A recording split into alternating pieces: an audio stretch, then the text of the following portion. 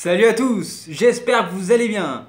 Alors aujourd'hui je voulais vous parler du fait que je suis toujours ébahi par la rhétorique, par la puissance qu'ont les mots et qu'ont les idées pour toucher quelqu'un. Et donc pour toucher moi-même, parce qu'avec soi déjà on a énormément de pensées, d'idées qu'on se partage. On se les partage à travers nos propres pensées, mais à travers aussi nos ressentis. Comme on peut imaginer qu'on doit aller courir sans se dire les mots « je vais courir ». Juste le corps, il a une envie et il appelle vers là-bas, par exemple.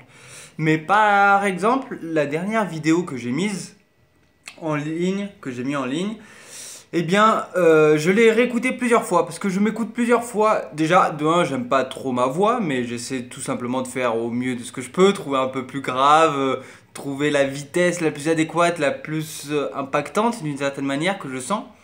Mais je le fais pour progresser d'une certaine manière, pour sentir de plus en plus l'émotion, l'énergie que j'envoie et essayer de m'adapter. Donc d'abord de la productivité, histoire d'avoir assez d'essais pour avoir plusieurs valeurs dans lesquelles vérifier les sondages, à quel point elles me plaisent, etc. Mais aussi par rapport aux idées, aux manières dont je les développe. Plus on est pertinent, plus on a envie de rajouter des pensées qui nous intéressent. Mais c'est impossible en soi et c'est pas le but de faire 100%. Il faut aussi qu'il y ait un peu d'humour, qu'il y ait un peu d'improvisation, qu'il y ait un peu de authenticité, de légèreté, voilà. Parce que l'authenticité, elle peut quand même être sur un discours préparé, bien sûr. Mais ce que je veux dire par là, c'est que parfois, vous savez, les vidéos, pas qu'elles me tracassent, mais que j'y repense en me disant « mais là, j'aurais dû rajouter ça et ça et ça, et puis là, j'aurais dû faire ça, et là, j'ai fait une faute sur ce que je voulais dire. En fait, je voulais dire quelque chose d'à peu près pareil, mais ça peut prêter à confusion, tout simplement. » Donc du coup, je me rends toujours de plus en plus compte à quel point c'est important la manière dont on va partager les idées. Mais surtout en fait avec nous-mêmes, la manière de dire nos idées vont créer les structures du monde selon nous, vont créer notre schéma des choses en fait, notre réalité tout simplement. Donc arriver à s'entraîner par le biais de l'écriture ou par le biais des vidéos ou par le biais d'autres arts qui pourraient tout aussi bien marcher, comme la musique par exemple, même si là on va plus parler dans la combinaison des pensées. D'ailleurs, il y a une phrase qui me revient à l'esprit et qui était fort drôle. Il disait tout le dilemme de l'écrivain, en gros, hein, le drame, c'est que la pensée vole et que le stylo va à pied, d'une certaine manière. Que l'écrit va à pied. C'est-à-dire que on ressent énormément de choses, de pensées, mais quand on veut garder la crème de ce qui nous intéresse, de ce qu'on veut transmettre, de ce qu'on veut dire à un moment T, tout simplement, eh bien, le fait de sculpter ces mots qui sont dits, de sculpter ces phrases, ça a quelque chose d'un peu exaltant. C'est pour ça que beaucoup d'écrivains vous diront que pendant qu'ils sont dans ces phases-là de plusieurs heures, à sculpter, on va dire, leur histoire, eh bien, j'aime beaucoup ce mot sculpter, parce que bien sûr, on va enlever un peu ce qu'il y a en dehors du marbre, quoi, à l'extérieur, pour laisser la quintessence de ce qu'on veut puiser là-bas. Donc, avant que je me perde, donc...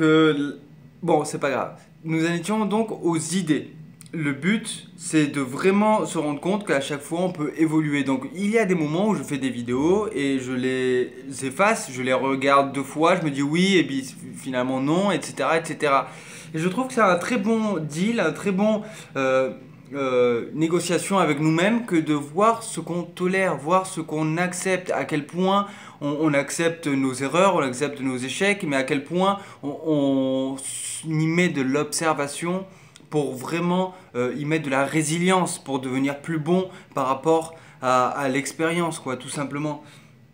Donc du coup, je vais reprendre bientôt les vidéos où je m'explique, où je ferai des discours, quoi, tout simplement, où je le préparerai, je pense, avec un schéma que je vous dirai au début, comment va se dérouler la vidéo, qu'elle dure 5 minutes ou 10 minutes ou un peu plus, et avec comme un teaser, quoi, comme une bande-annonce au tout début, ensuite avec un texte préparé, le discours, et ensuite avec un petit peu d'improvisation. Je crois que je vais faire un schéma comme ça, d'entraînement, tout simplement pour voir ce que ça fait et à quel point ça me semble d'une certaine manière agréable. Parce que bon, là pour l'instant le but de cette vidéo c'était par rapport à une de mes pensées, tout simplement de me rendre compte et de m'espanter à nouveau à quel point c'est important la succession des idées et la succession de la manière de les exprimer, car il y a plein de manières en fait de les exprimer. Je veux dire, les mots c'en est qu'un, mais déjà quand on est en vidéo, on a les expressions du visage, on a le ton de voix, on a les déplacements, on a peut-être d'autres choses qu'on peut voir à travers les couleurs, je sais pas. On a énormément de choses. Et il y a la musicalité aussi qui va compter, donc dans la musique. Parce qu'au fond, jouer d'un instrument, c'est comme parler avec différentes intonations, avec différents accents à certains endroits à d'autres. Et des notes différentes qui vont donner des importances différentes, ou alors quelque chose de plus sérieux et colérique. Donc tout ça pour vous dire que il y a de là beaucoup de force à la lecture et à tout ce qui va être en fait de l'observation, mais surtout par rapport à ce que les gens ont essayé de sculpter dans leur art, quoi. Donc dans l'observation de la crème de la musique de certaines personnes ou des écrits de certaines personnes, ou de toute forme d'art, parce qu'on y trouve ce que quelqu'un a mis beaucoup d'énergie, beaucoup d'intention, beaucoup de vitalité pour trouver la structure, pour la partager aux autres, que lui-même avait eu cette vision qu'elle allait être comme ça, et il se donne entre guillemets beaucoup de mal et beaucoup de joie en même temps. Là vient un des paradoxes pour tendre cette chose-là qu'il a sentie en soi et essayer de l'offrir pour qu'il y ait cet écho au niveau des sentiments et au niveau des sentiments. Hein. C'était parfait comme mot. Donc sur ce, je vous souhaite une excellente soirée et à la prochaine. Bye bye.